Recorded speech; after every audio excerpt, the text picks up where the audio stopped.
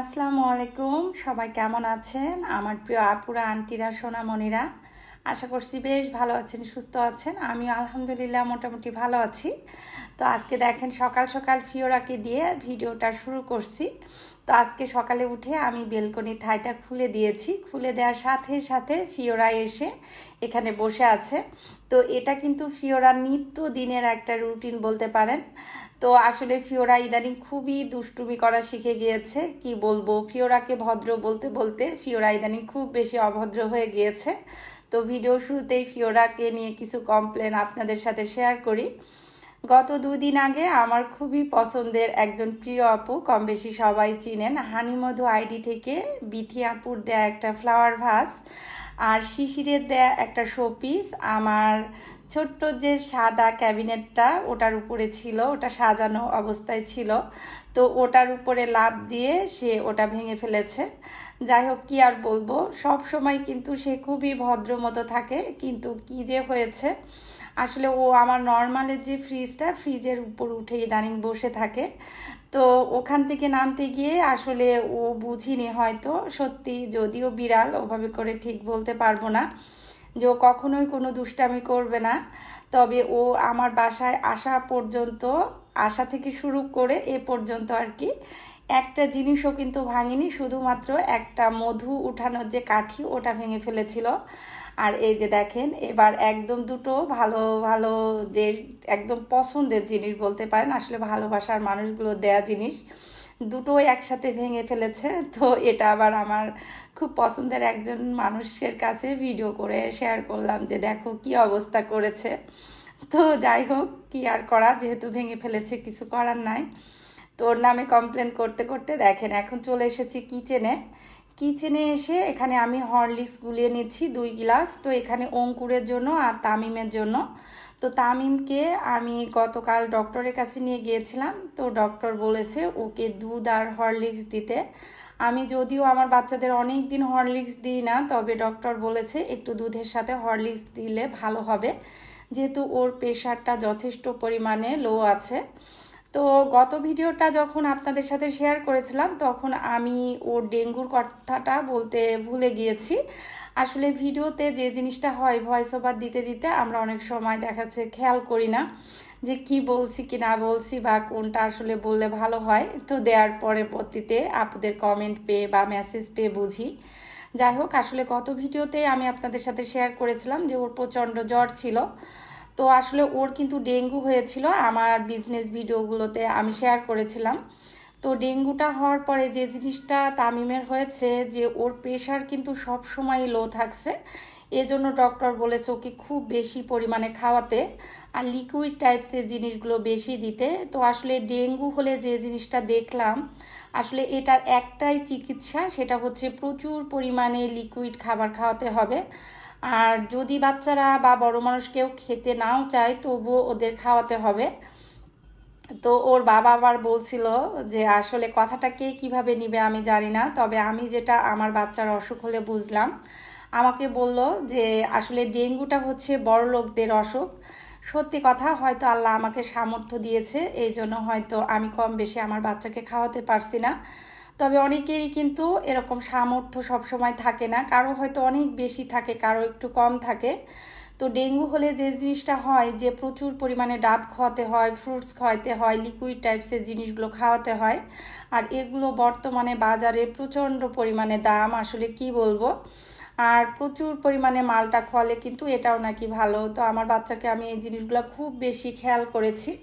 তোর বাবা প্রচণ্ড পরিমাণে আসলে এই বিষয়টা নিয়ে খুব বেশি সিরিয়াস ছিল, যেহেতু খাওয়ানোর বিষয়টা।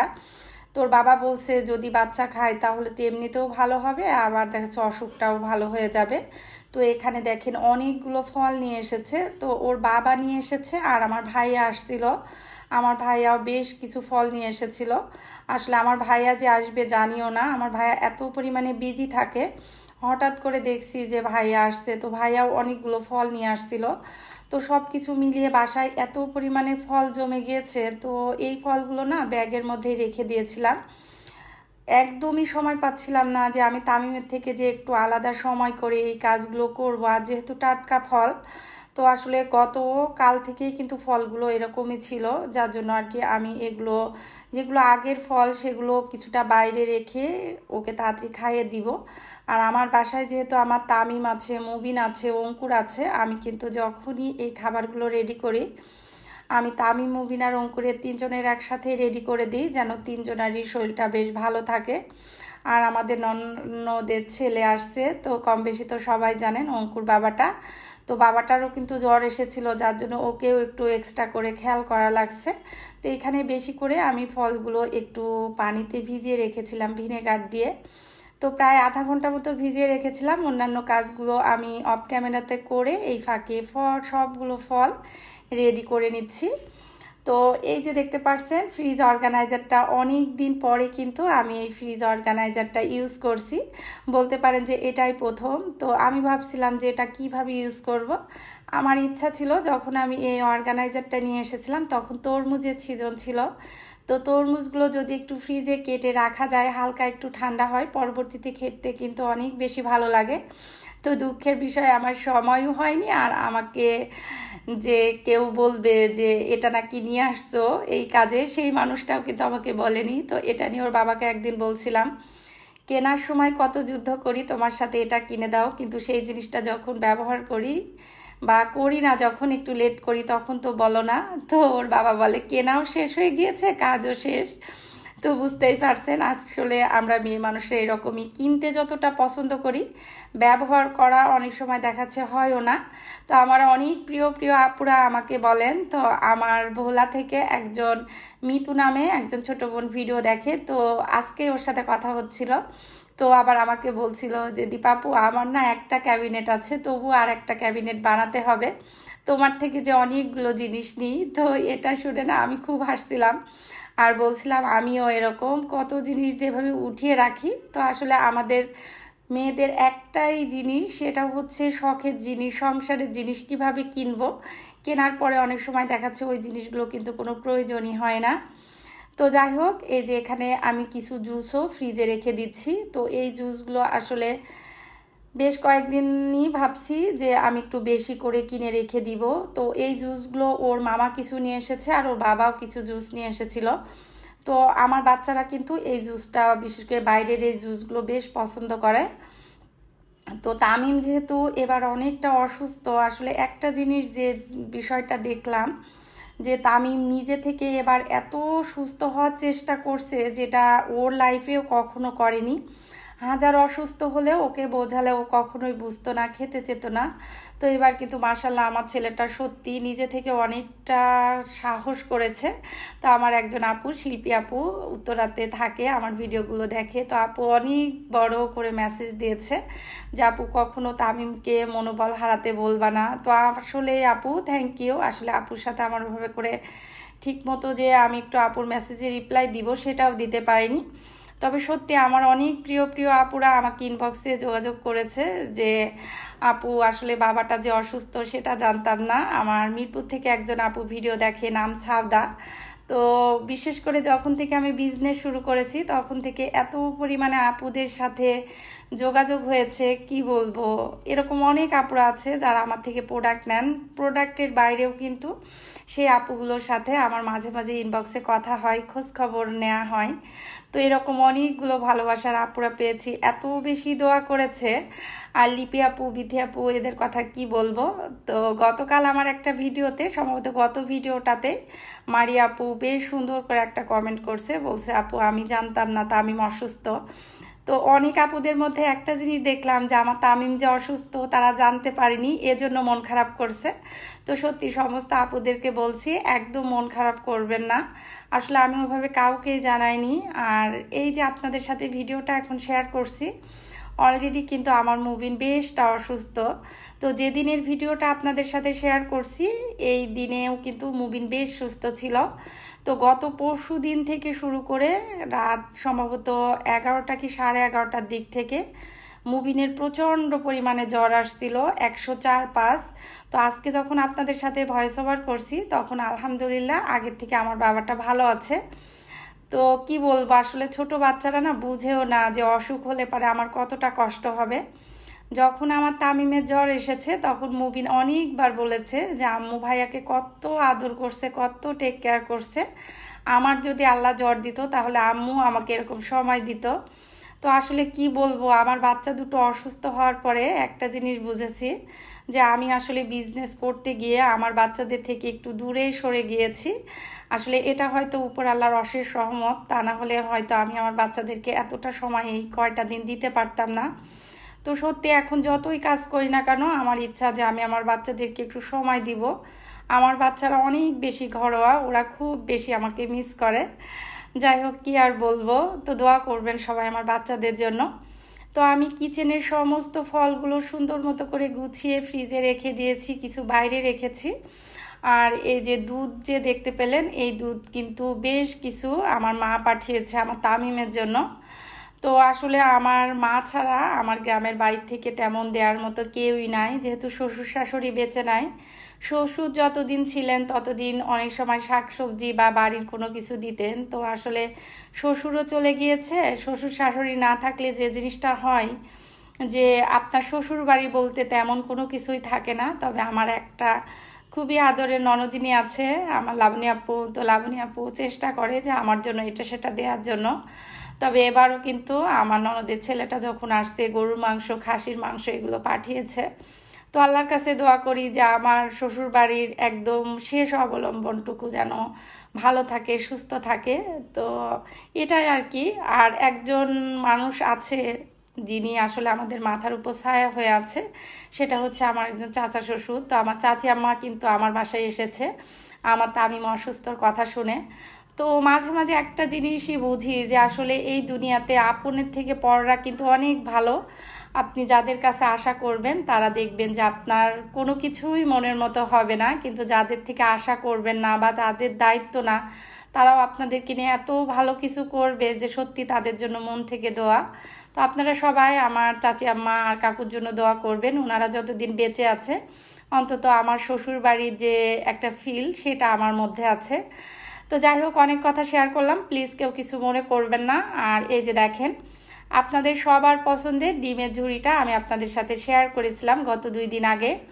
তো আসলে এই ভিডিওটা যেহেতু 2 দিন আগে, যার জন্য এখন শেয়ার করছি, আপনাদের সবাইকে বলছি এই যে বড় যে ডিমের ঝুড়ি দেখতে পাচ্ছেন, এটা আমাদের শেষের দিকে 1 পিস কি 2 পিস এরকমই আছে। তো বেশি আপুরা অর্ডার করবেন না, আছে কিনা সেটাও আমি বলতে পারছি না। তবে ছোট ঝুড়িগুলো কিছু পিস আমাদের অ্যাভেলেবেল আছে। ছোট ডিমের ঝুড়িতে 10 পিস ডিম ধরে আর বড়টাতে 20 পিসের কাছাকাছি ডিম ধরে। তো বড়টার প্রাইস হচ্ছে 2700 আর ছোটোটার হচ্ছে 2400। আবারও বলছি, আসলে বড় ডিমের ঝুড়ি আমাদের 2 বক্স এসেছিল, তো ওটা আগে থেকে অর্ডার ছিল। ছোট ঝুড়িগুলো আমরা বেশি করে এনেছিলাম। তো ছোট যে ডিমের ঝুড়ি ওগুলোও কিছু আছে। তো আমি একটু একটু করে ভিডিও করে রেখেছিলাম যেন আপনাদের সাথে শেয়ার করতে পারি। তো আসলে যখন শেয়ার করছি তখন কিন্তু অলরেডি আমার বড় ডিমের ঝুড়িগুলো একদমই শেষের দিকে, আর ছোট কিছু আছে।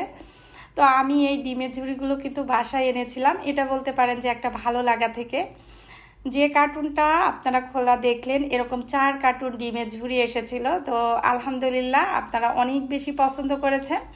বেশিরভাগ ডিমের ঝুড়ি স্টক আউট হয়ে গিয়েছে। আমি আবারও নেক্সট শিপমেন্টে ডিমের ঝুড়ি আনবো। যারা বড় ডিমের ঝুড়ি বা ছোট ডিমের ঝুড়ি পরবর্তীতে পাবেন না, এই ভিডিওগুলো অনেক সময় দেরি করেও আপনারা দেখেন, অর্ডার দেন, তো তাদেরকে বলছি আমরা রেগুলার আমাদের পেজে রাখার চেষ্টা করছি। ইনশাল্লাহ এই শিপমেন্টে না দিতে পারলেও পরবর্তী শিপমেন্টে আপনাদের সাথে আমি এই ডিমের ঝুড়িগুলো অবশ্যই শেয়ার করব বা আপনাদেরকে দিব। যাই হোক, ডিমের ঝুড়ি যে আপনাদের সাথে শেয়ার করলাম ওগুলো অফিস থেকে ইমন নিতে এসেছিল। তোকে বুঝিয়ে দিয়ে আমি বিকেলে অনেকটা অফিসের কাজ করেছি আর এখন চলে যাচ্ছি পূর্বাচল। এটা হচ্ছে 11:30টার দিকে। তো হঠাৎ করে আমার অঙ্কুর বাবাটা ওর মামার কাছে বলছিল যে মামা আমি পূর্বাচল যাব। আসলে ওর মামা হচ্ছে কেএফসি থেকে চিকেন ফ্রাই অর্ডার দিতে চাচ্ছিল, যেহেতু 11:30টা বেজে গিয়েছিল। 11টার মধ্যে ছাড়া কিন্তু কেএফসিতে অর্ডার দেয়া যায় না। তো ওর মামা আবার বলছে আচ্ছা হারফিতে অর্ডার করি। তো আমার বাবাটা তখন বলছিল যে মামা আমি আরও ভাবছিলাম আজকে পূর্বাচল যাব। আসলে ছেলেটা আসছে, যেহেতু বাসায় নিয়ে ছেলেটাও অসুস্থ হয়েছে, আমার তামিমও অসুস্থ, ও একদমই কিন্তু ঘুরতে পারেনি। কি বলবো, জীবনে প্রথম মামা বাসায় এসে থাকছে। অথচ ভালো করে একটু ঘোরাতে নিয়ে যাব, খাওয়াতে নিয়ে যাব, সেই সময়টাও কিন্তু পাচ্ছিলাম না। তোর বাবাকে বললাম এখন যেহেতু তামিম সুস্থ আছে চলো যাই। তো সত্যি আজকে আসছি আমরা পূর্বাচল, এত বেশি মজা পেয়েছে আমার বাবাটা, অঙ্কুর আর কি। তো আসলে আমি সবসময় বাবা বাবাই করি, সব সময় আসলে খুবই ভালো, খুবই ভদ্র ছেলে। আমার ননদের দুটো ছেলে আছে, এত ভদ্র মাশাল্লাহ কি বলবো। তো সবাই আমার বাবাটার জন্য দোয়া করবেন, আর ও এবার এসএসসি পরীক্ষা দিয়েছে, সবাই দোয়া করবেন যেন ও ভালো রেজাল্ট করে। আর মাশাল্লাহ ও কিন্তু অনেক ভালো স্টুডেন্ট। আর কি বলবো, এই বয়সে আমার বাবাটা কিন্তু ফ্রিল্যান্সিংয়ের কাজও করে, যেমন ভালো স্টুডেন্ট তেমন কিন্তু কাজেও অনেক এক্সপার্ট। তো এই দিক থেকে বলবো যে আমার ননদ অনেক লাকি, তো সবার জন্যই দোয়া করবেন। আর এই যে দেখেন আমার তামিম আসছে ঠিকই, তাকে কিন্তু হাঁসের মাংস খেতে দেওয়া হয়নি, তাকে মুরগির মাংস খেতে দেওয়া হয়েছে, দেশি মুরগি। তো এটা নিয়ে তার ভীষণ মন খারাপ, কেন আমাকে হাঁসের মাংস দিচ্ছ না। যেহেতু ডেঙ্গু হওয়াতে একটু গায়ে ওর একটু র্যাশ মতো উঠেছিল, যার জন্য আর কি ওকে দেয়নি। তো যাই হোক, এটা নিয়ে আমি ওকে আবার একটু মাথায় হাত বুলিয়ে দিচ্ছিলাম। আর আমরা যখনই পূর্বাচলে যাই তখনই এই যে লতা পুনামে যে হাঁস বিক্রি করেন আর কি, একদম সুন্দর করে রান্না করেন। আসলে হাঁসের মাংস কি বলবো, এত মজা হয় ওনার হাতের। তো ওনার হাতের রান্নাটাই আমরা সব সময় সবাই খুব পছন্দ করি। তো এখানে আমরা সবাই হাঁসের মাংস নিয়েছি, আর রুমালিয়া যে রুটি ওটা, আর হচ্ছে চাপড়ি ছিল। তো খুবই মজা করে খেয়েছি, খেয়ে আমরা এলিভেটেড হয়ে আমরা চলে এসেছি গুলশানে। তো যখন চলে আসছি তখন ওর বাবাকে বলছিলাম যে আমি একটু গুলশান যাব, একটু চা খাবো। তো আসলে অনেক দিনের একটা পুরনো অভ্যাস আমার, তো বলতে পারেন যে সত্যি অনেক ঝামেলার মাঝে একটা খুবই সুন্দর দিন পার করলাম। সবাই দোয়া করবেন যেন এইভাবেই ভালো থাকতে পারি। আপনারা সবাই ভালো থাকবেন, সুস্থ থাকবেন। আজকের মতো এখানেই বিদায় নিচ্ছি, আল্লাহ হাফেজ।